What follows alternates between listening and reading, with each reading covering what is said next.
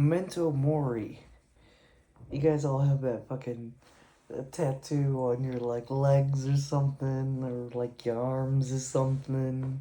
You know, you guys get you guys got the stoicism tattoos, but I'm all for it. Like I actually like tattoos that like little kind of depictions on yourself of like things that you kind of want to reinforce that are very important virtues to you.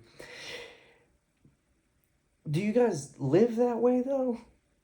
You know, like you get the whole thing. It's not to say one time and say, yeah, like you die at the end, like nothing really matters. That's not the purpose of that. There's been a lot of philosophies that have adopted the idea of contemplation about death so that you can truly live life.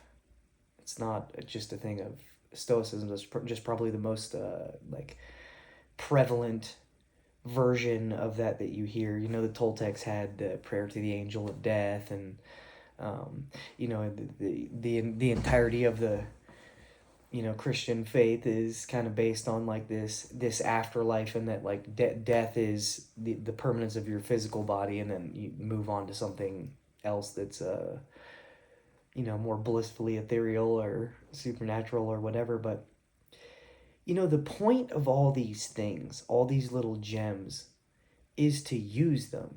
And we forget a lot of times that that's the point of it. We hear that thing and it sets in that moment, and we're like, wow, man, that really means something. And, we get off track with it.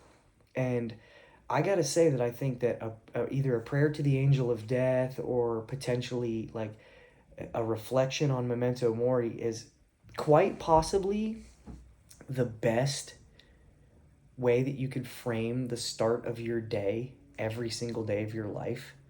I mean, is there any better enhancer for perspective than the fact that you die at the end? First off, it can shrink everything down into its real actual weight. It takes a lot of weight off of things that you've been giving too much power to because you're just railing about a thing, an issue. And it also can really help your relationships. We're very quick to judge. We're very quick to judge the people that we love the most, that are the most important pieces of our life, that hold our serenity and our sanity in their hands and are our support system. And it's because we care about them so much, and they have that ability to affect us. But if you really don't just use Memento Mori to think about your life, but you think about that everyone will die, I think you start to appreciate their lives as well. When you realize that you're going to die, you might try to slow down and appreciate the things that you get to enjoy today a little bit. It is one of the most epic ways to boost your gratitude, is like, what if this was the last cup of coffee? I don't know if you guys can tell how much I like coffee, but I like use coffee as like the my main example for like what I appreciate. I like really like coffee, by the way, like and not just like I'm a caffeine addict. I like am a nerd about the whole thing, like how I brew it and the beans that I get.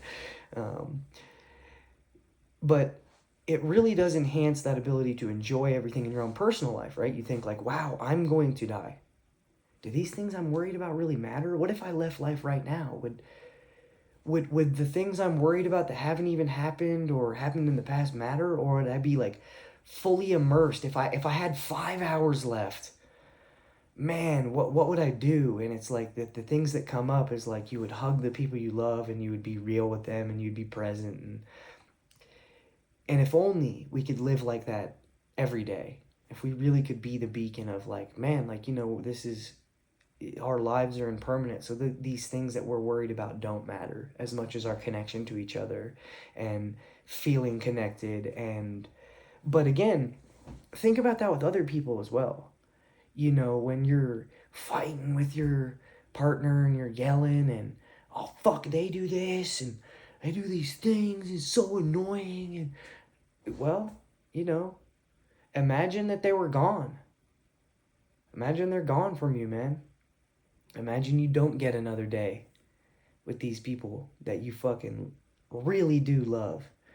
Imagine you didn't get that next fight, that next argument, that next ability to embrace somebody and like get their scent and the whole essence of like who they are. If that was no longer an option, it would all of a sudden be the most valuable thing in the world to you. And when it's right at our fingertips, we just lose sight of it because it has become normal to us. And that's one of the biggest tragedies that we experience in our lives, man, is it's not all promised. And how grateful you should be to have someone to complain about. And we forget that sometimes, when you always like fucking thing sucks. And what if it was gone? Then what would you feel? What if it no longer was yours and all of a sudden you were alone? Then how would you feel? So try to use that, Don't just get the hipster tattoo. Get the hipster tattoo too, because I'm all about it. I don't hate. I like that shit. But, don't just get the Memento Mori tattoo because you're like, yeah, totally, like, that's going to make me look cool. Like, you should really say that shit to yourself every morning. Just so you guys know, I do that. Now, I'm not going to sit here and lie to you and say I do it every morning because I have gotten off path with it at certain points in my life. But that's kind of why I'm saying it, is because I was just going through a bunch of weird stuff in all my businesses and dealing with a lot of like emotional stress where I was really feeling a little betrayed by some people, really agitated and frustrated about some things. And that kind of clicked into my head that I was giving the things too much importance. I was giving them a ton of weight, and the weight that I was giving them was making them even fucking heavier. And all of a sudden, when I realized that all of this will be gone and it will be for naught and it will have only mattered as much as it matters, and that it just kind of snapped me out of that, like, wow, this is really not that big of a deal and I'm going to be fine. And, I can move forward in life kind of embracing the idea of trying to be a little bit more present for the moments and make sure that I'm not missing them, being so lost in thought and trying to push to the next milestone and goal, or trying to worry about some shit that I did wrong in the past. And all I can do is focus on the present moment and appreciate the shit out of it and honor it. And one of the best ways is to really put that hard deadline in the sand for yourself. Like, your physical body is going to die. And at that point, all you will have wanted was one more day to live. And you can really use that to frame up another piece of gratitude as well, which is you really don't know what you got till it's gone. It's cliche, right? But it's so fucking true. When it's there at your fingertips, it's whatever. And then as soon as you don't have it, you realize how much you were overlooking it. And that's what mindfulness even means. So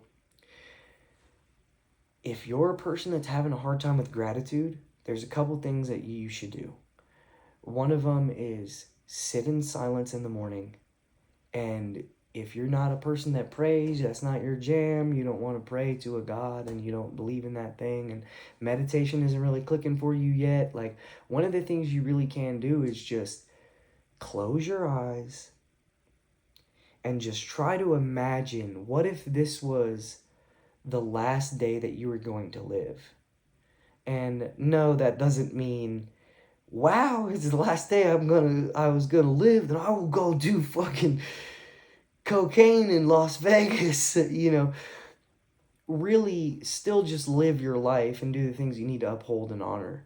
But just imagine, like, how would I want to act? How would I want to be perceived? What energy would I want to put out to the people? What message would I want to give these people that I appreciate to let them know how much I love them if this was the last chance that I got to see them. And then the other one is like a gratitude practice. I know people think it's lame. It really is clinically shown to work. Like the data on writing down 3 gratitudes like every single day is massively beneficial to people. If that's like a little bit, I don't know, too like soft of an edge for you and you need it to be more tangible than that, just do what a lot of other people do. Send a gratitude text message, man. When you wake up in the morning and you're sitting there and you're like, I don't feel that good. You're thinking about yourself, get stuck in your thoughts. Think about somebody else for a second. Scroll through your phone real quick. Scroll through your texts and think about the people you care about. When's the last time you told them that they mean the world to you and that you appreciate everything that they've done? You know, when's the last time you sent your mom that text message at 8 a.m. in the morning? Hey, Mom, thanks so much for all the shit you did for me. I appreciate it. Your siblings, your loved ones, your wives. Some of you guys don't even do that with the people who live in your house. So just remember that, like, this could all be gone in an instant. And if that was the truth, you would have a different mindset on how important it is and how great it is. So just make that small shift.